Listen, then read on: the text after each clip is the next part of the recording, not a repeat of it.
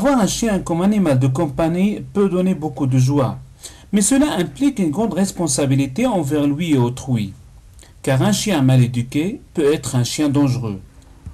Si alors le chien a besoin d'une bonne éducation, son maître a besoin d'une formation appropriée. L'éducation d'un chiot est d'une nécessité primordiale, surtout en ville. Les centres urbains représentent un environnement très hostile pour un chien débutant, et malgré la présence de son maître, il peut se sentir mal à l'aise dans sa peau. Ce reportage suit un groupe de personnes qui ont décidé de sortir en ville avec leur chien. Cette sortie vise deux objectifs. D'une part, aider l'animal à acquérir une certaine confiance pour surmonter la peur en ville, et d'autre part, à apprendre au propriétaire du chien à maîtriser son animal et à réagir avec efficacité pour éviter des incidents embarrassants, voire même dramatiques. Pour mieux réussir cet exercice, le groupe est accompagné par un grand ami des chiens. C'est le moniteur Miku. À côté, on voit sa dalmatienne Laika et l'Espagnol Xernia, suivi par Marie-Jo et son bull terrier Aïcha. Après elle, c'est Marie-Thérèse et son croisé Appenzellois Miquette. Ensuite, Christella et son Appenzellois Cody. Et enfin, Sabine et son Rottweiler croisé Cynthia. Exécuter les ordres de son maître est la première règle à apprendre à un chien. En arrivant au passage des piétons, l'animal doit comprendre qu'il faut s'arrêter, s'asseoir et ensuite marcher sous l'ordre de son maître. L'idéal est que le chien arrive à assimiler ces règles. Ici, Cynthia nous donne un bon exemple. Elle est sans laisse, pourtant elle ne commet pas l'erreur de s'éloigner de Sabine. Et même lorsque cette dernière s'en va, Cynthia attend avec patience l'ordre de la rejoindre. Par contre, les ordres ne signifient pas grand-chose pour la toute jeune Xernia. Elle est tellement bourrée d'énergie qu'elle emporte avec elle Laika, pourtant réputée par sa maturité et bon comportement.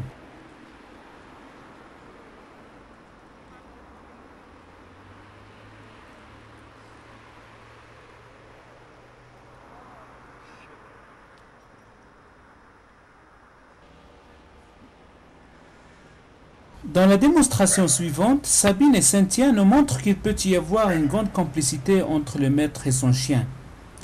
Pleine de confiance, Cynthia prend le plaisir de slalomer entre les jambes de Sabine. Mais malgré cette présentation impressionnante, Cynthia a besoin de plus de temps pour avoir un comportement parfaitement correct.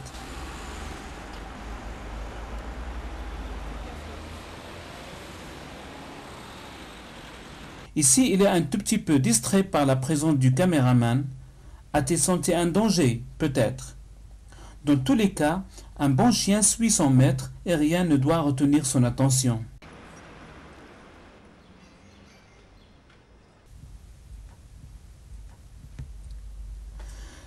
Faire face à la peur. Voilà une situation dans laquelle un chien ne prend pas énormément de plaisir. Le but de l'exercice suivant est d'apprendre au chien de mieux apprécier les dangers et à maîtriser son instinct défensif. Regardez Cynthia. Malgré les gestes menaçants de Miku, elle garde un sang-froid. Elle ne se défend pas car elle ne se sent pas qu'elle est vraiment attaquée. Par contre, Aïcha se montre toute nerveuse et essaie d'éviter Miku qui ne cesse de la menacer avec son pied. Un autre chien aurait pu le mordre, et seule une victime d'une telle attaque peut dire à quel point la mâchoire d'un pitbull fait mal.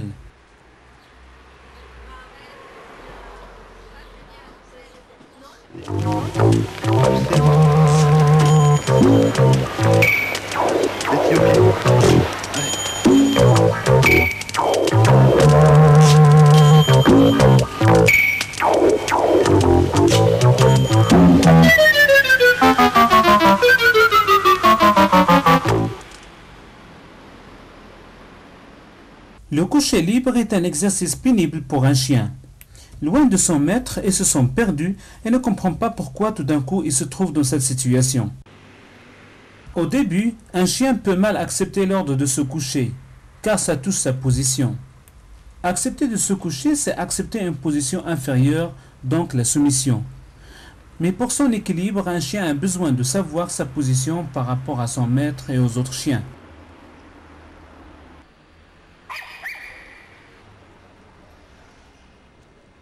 Ici, Aïcha illustre cette difficulté.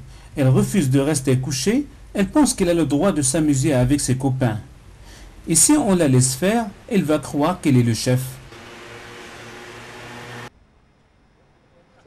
Miquette par contre est un peu nerveuse et ne supporte pas d'être éloignée de Marie-Thérèse.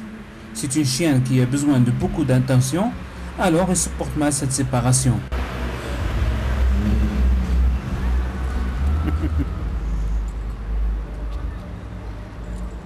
Ce qui se passe actuellement est l'effet de groupe. Cette situation chaotique montre que les chiens ne comprennent pas encore de quoi s'agit-il, et chacun croit qu'il peut faire comme les autres. Même les plus sages sont entraînés dans le désordre par les débutants.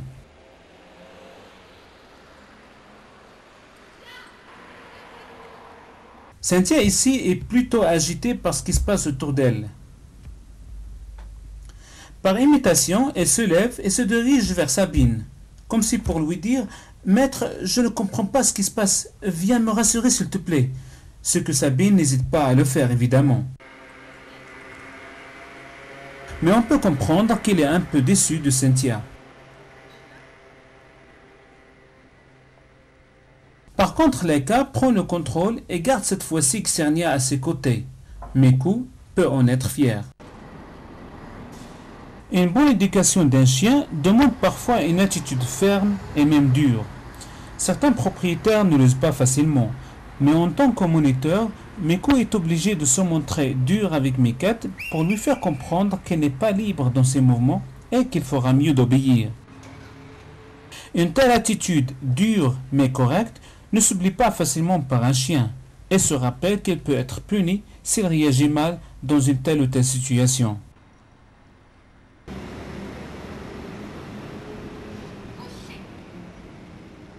Une méthode d'apprendre quelque chose au chien est l'apprentissage par une répétition systématique et claire.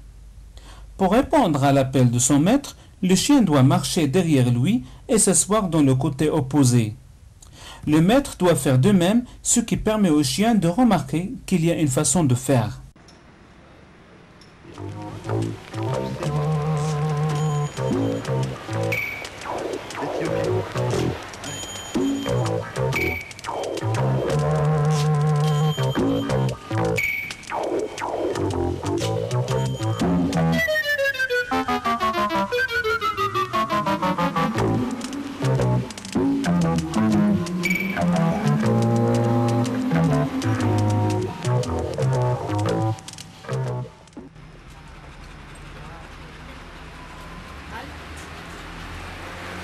Slalomer entre des gens et des chiens, comme on le voit ici, n'est pas un jeu pour faire plaisir aux chiens. Cet exercice consiste à faire comprendre à l'animal qu'il est censé suivre son maître sans montrer un intérêt particulier pour qui que ce soit. L'intérêt de cet exercice est d'éviter des situations embarrassantes ou même conflictuelles graves entre chiens, voire même entre maîtres.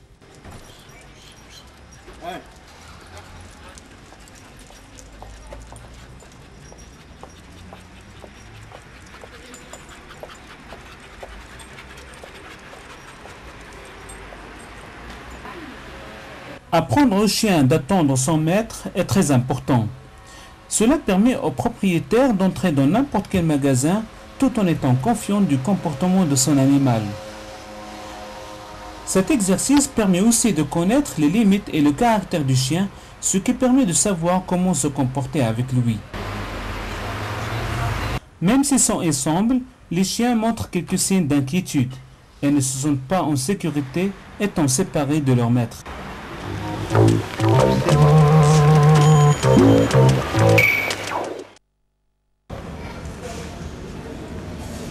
Un chien aime aussi voyager et il lui arrive de prendre le train. Pour cela, la gare constitue un lieu idéal pour apprendre au chien de s'habituer à un environnement très mouvementé. L'arrivée surprenante du train, son bruit et les voyageurs qui courent dans toutes les directions sont tous des choses qui peuvent l'effrayer. Faire un petit tour dans la gare ne lui fera que de bien.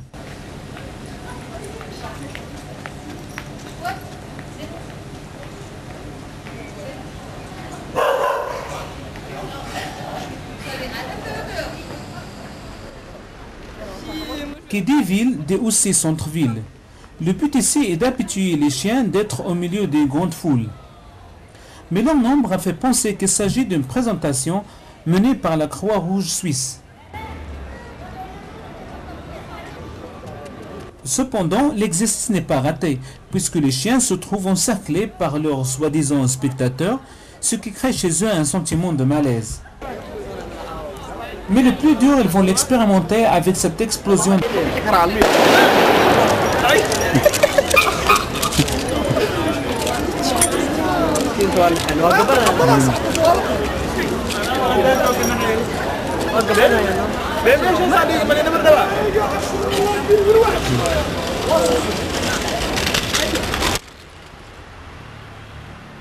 Après cette longue et pénible séance d'exercice, notre groupe mérite bien d'aller boire un verre en toute tranquillité.